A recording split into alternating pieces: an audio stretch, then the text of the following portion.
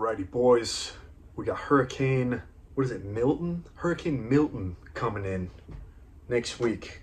We're gonna go over some techniques, some skills we gotta work on. Just a little reality check. Thank God it's not Hurricane Melvin, man. I thought it was Hurricane Melvin. Bruh, if we were getting taken out by a Melvin, I mean, at least we're getting taken out by a Milton. But we're not getting taken out. We're not getting taken out, man. But if it was to be Hurricane Melvin that took us out, ay. Pray to God we don't get taken out by a Hurricane Milton or Melvin. So I want to talk about how preparing for hurricanes, we can contrast that in with preparing for life. You know, we all hear about these scenarios in life, and kind of goes back to our concept on living comfortably uncomfortable. This contrasts well with life because, you know, many things people just kind of coast along. They kind of say, oh, it's not going to happen to me. Oh, it's not a big problem. Oh, yeah, we'll worry about it when it happens. And then when it happens, you're totally screwed. So this isn't going to be a prepper channel. I was into prepping quite a bit back in the day. And it kind of just came natural living here, where we get hit with hurricanes all the freaking time. So basically working with those concepts, just extrapolating them into life a little bit.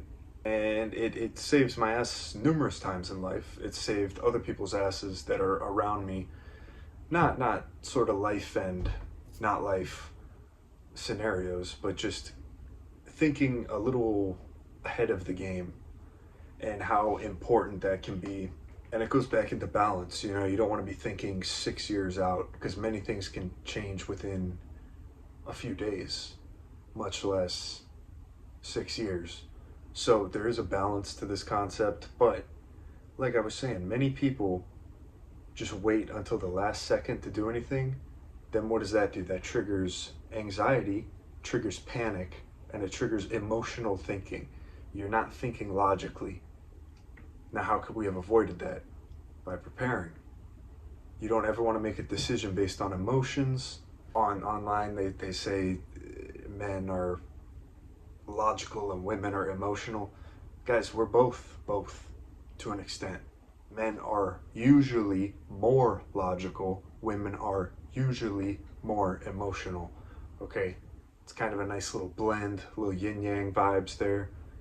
And I know many men over the times that I've been alive and kicking that think emotionally. And the thing is, we're going to go into this if we haven't already. Remaining calm in more situations will make you think more logically. Because if you don't let that emotional trigger in your brain start, then you don't go into emotion mode. So you want to stay in relaxed, logic-based mode, okay? Some people just dealing with everyday situations. If these things have been going on for years or months or years, just extended periods of time, they start to realize, they don't start to realize that they're basically living in this sort of loop that's all based on emotion, because you've been slowly sort of behavioral psychologied into that way of thinking. This gets in with the crazy relationships we hear about with the narcs. These people entrain you over time, and it becomes sort of implanted in your brain where you can logically think these things out, but you've become so emotionally attached to a situation or an outcome that you no longer think logically. It overrides. Lots of marketing, lots of advertising works on emotion. Lots of right-left team concepts on TV. I don't know what we're allowed to say here with the whole algos and this and that.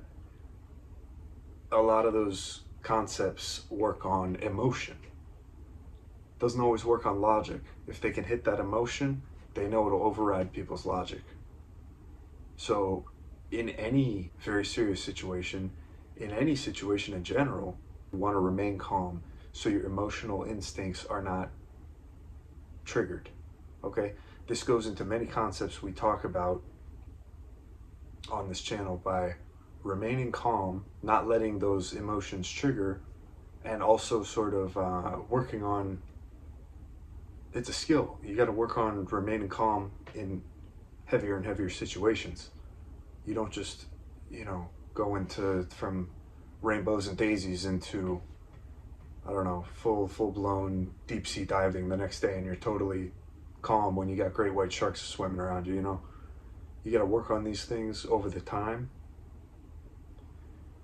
And a lot of people don't realize until the last minute, and then they start panic buying. Right now, what do we got? Toilet paper's all sold out again. I heard water was sold out at the stores here, because the majority of people wait till the news tells them, hey, we got a hurricane coming, time to go, panic buy everything. And then people just go panic buying stuff. Often when you're thinking emotionally, you'll buy things you don't need. So this kind of goes in with concepts of saving money in everyday life as well. If you're living on kind of one of these autopilot emotional mind states, you're going to be buying things you don't need. You're going to be buying more than you need, not logically thinking of what you need or what you want. Also goes into our needs and wants video. And you just start making poor decisions. You can't make a good decision based on emotions, guys and gals. So it's very important, because nobody realizes till the last minute. The average person does not realize till the last minute. Then they go panic buying everything. Then normal people, can't buy stuff. There was one hurricane, we actually walked in the back of one of the mega stores because they were telling everybody, oh, we're out of water. And I went back with my camera, this was years ago, and they had big pallets of water. Maybe they were putting them out the next day, maybe they were keeping them for the staff, I don't know. But, we can get supplies to these stores, just, you don't always want to be relying on other people. That's why we go on about independence and on this channel as well. You don't want to be relying on other people, other companies, the big daddy government to come save the day. Because numerous times with these hurricanes, they're not always there, let's say. I don't know how much we're allowed to say, but, and then they might show up later, like after all the stuff has happened. But during that time, you need to fend for yourself and your tribe, your people, your friends, your family. But at the end of the day, it's on you, I've been through situations before where I tell people, hey, you might want to get this. Hey, it wouldn't be a bad idea to get that. Nobody does it. And then what do they do when they need it at the last minute? Then, oh, you're the savior, So, these prepper dudes and gals, they're all nuts until shit hits the fan. And then guess who's coming in to save the day? It's happened numerous times. This charger that I'm using on this phone, if you guys don't have a battery backup and you're living in 2024 like I am, I don't know what you're doing. That same charger during a hurricane a few years ago literally saved a lady's life that was on a CPAP machine because she needed electricity to breathe, and she did not think of this before, so I gave her my charger. I don't know what you're doing. That thing has saved my ass numerous times here, and then on our travels in Southeast Asia. I didn't have a big one like that, I had a smaller one. Saved my butt, saved people that I was with butt. Everybody's phones are dying and you don't have a way to charge it. Well, how are you going to check your map? How are you going to, transfer money or get money out of the ATM if you're using your digital wallet and stuff? How are you going to make a phone call if you need one? It's thinking outside the box a little bit, and not what your immediate needs are for that day. You want to think out longer term. This will help you survive.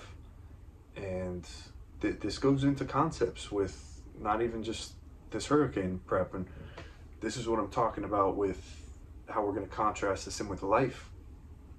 A lot of people do not think further out in life. Now, when I said don't think 6 years out in life, that means don't make a game plan that's like so pinpoint up to 6 years where if one thing goes wrong, the whole rest of that plan goes. You want to have an idea of where you want to get in 6 years. Let's do 5 years, the 5-year, 10-year plan. But you got to be able to pivot and you got to be able to adapt to probably get to somewhere around where you want to be in 5 to 10 years. Now, people today, it's like they can't think on average. It seems that they can't think, 2 weeks out. I know people say, oh, we're living paycheck to paycheck, this and that. Well, you should have a backup fund. You should be working on saving. You should be working on saving up. And this is a perfect example. We see that now, that some people might say, oh, I don't have money, I can't save up. Well, this is what I'm talking about. You should have thought of this 5-10 years ago, before you were spending money partying, spending money on drugs, alcohol, dicking around, buying things you don't need. And then these are the types of people that kind of say, oh, well, what do I do now? It's like, man, if you don't learn, you got to learn at some point. So now is the time. If you are playing video games, if you have free time, go work, go find an extra job, get a side hustle going, start selling some stuff on eBay, Craigslist, Facebook. You want to catch these sort of end of the line scenarios before it gets to end of the line, because then you have that much more room to pivot and adapt. Just goes back to what we just talked about. You can have the plan, but realize that the plan is probably going to change. Not everybody's plan goes according to plan. We did another video on that, and you don't always need a plan. That was the video. I don't know if we posted it yet. We might be doing we got Lavista Travels, Lavistaspeaks. We might do Lavista Time Travels, because I might have to put some of these other videos out before the older videos. But it's all coming up with a ballpark plan, man, and then working. Like, save up money. You need money as a backup. And if you got time now, if you're watching YouTube, you got time. If you are doing any, extracurricular activities, hanging out with friends, going out, drinking on the weekends, you got time. So it's sacrificing some of that extra time to work more, to get that sort of window fund, your backup fund, and then you have more time to work on more skills. Or if you get fired, you have that time, that money allocated for just situations where you can't work, or situations where you don't have money coming in. And I don't know, man. It's just, you gotta find a way. You gotta find a way. A lot of people get way more creative on coming up with excuses than with coming up with solutions. We gotta cut away that scarcity mindset. We gotta cut away that negative thinking. If you got negative people around, you gotta get away from them, man, because they're bringing you down. They're affecting your energy. They're affecting your mindset. These people could be filling your mind with self-doubt. Self-doubt is the worst. You could have 50 people doubting you. Internally, you still know you can do it. Boom, you go do it. Once one of those people get into your head and you have self-doubt, now you don't think you can do it, you're done. It doesn't matter what those 50 people say, because internally, they can be there or they cannot be there, and you're still thinking internally, you can't do it. It doesn't matter what people say, man. It doesn't matter. Like, get them out. Stop listening to them. Block them on Facebook. Block them on your phone. You can do these things. You can block them. And keeping them around gets back to our emotional concept we were talking about. They probably bring some emotion out in you. Maybe you got a trauma bond. Maybe you got some spiritual soul tie thing going on with them. But guess who holds the power in that? You. You can cut them out. Then when you cut them out, you'll realize how much they actually needed you when you thought you needed them. You don't need them. Cut them out. And get hustling, man. Get hustling and bustling. It's not going to get easier. We got to keep pushing, man. And it only takes that one time, you know, everything's okay until it's not. And then when it's not, you're like, damn, I wish I did that thing 6 months ago that I could have done. Or I wish I worked on that new skill. I wish I, went to the gym more. I wish I went to fighting classes more. You know, you get in a self-defense situation. Okay, well, maybe you could have trained before for a couple years, but that's the mindset. Some people either are prepared or at the end, they're going to be scared. Because somebody that knows how to fight, somebody that's trained in self-defense, they're going to be a whole lot more calm in a fighting situation than somebody that's never punched a heavy bag in their life. So that's just another situation. And what does that get back into? Building skills. We gotta build skills, man. Skills that can help us in the future. Skills that can help our friends and loved ones in the future. These skills, it's delayed gratification. Some skill you're building over for the past 3, 4, 5 years. It doesn't matter until it matters. Then on that 6th year, something pops up, boom, you're ready to go. I was talking to a buddy here, kind of freaking out about the hurricane. First of all, I said, turn off the news, stop listening to the news. During Hurricane Irma, the news literally said, leave the state or you will not make it. We'll say. That's the polite way of what they were trying to say. They literally said that on the news. I was like, F that, we're not leaving. Now, that's because we were prepared. We had our items. We had a pretty safe location. And at the end, man, it's having a little faith. If you do everything you can do for a certain situation, then all you gotta do is trust the universe, trust God, and you shouldn't worry because, they've seen you put the effort in, they'll have your back. If they see you haven't put any effort in and then you're calling and praying and hoping at the last second, they're gonna be like, hey, we sent you a bunch of signs.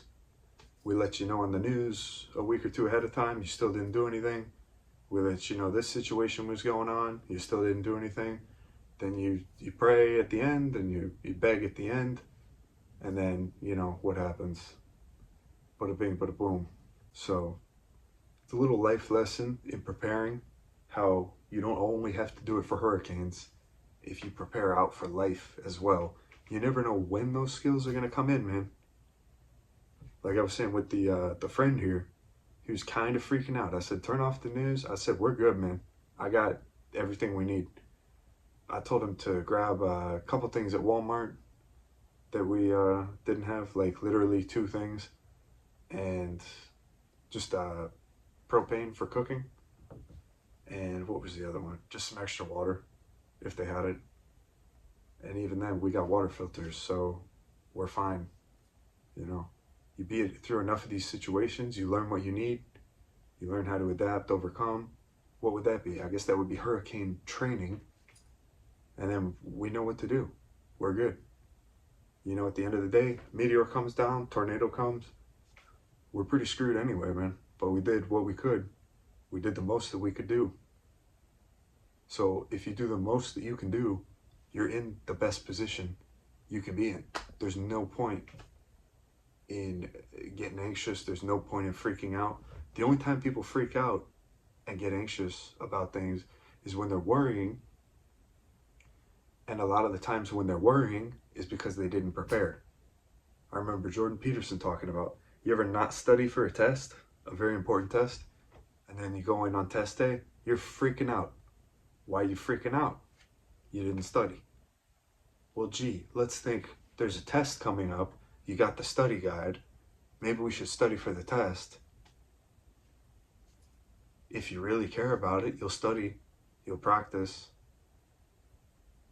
But people just care about that end result. They don't want to put the time and effort into it. And there you go. There's your D or there's your F.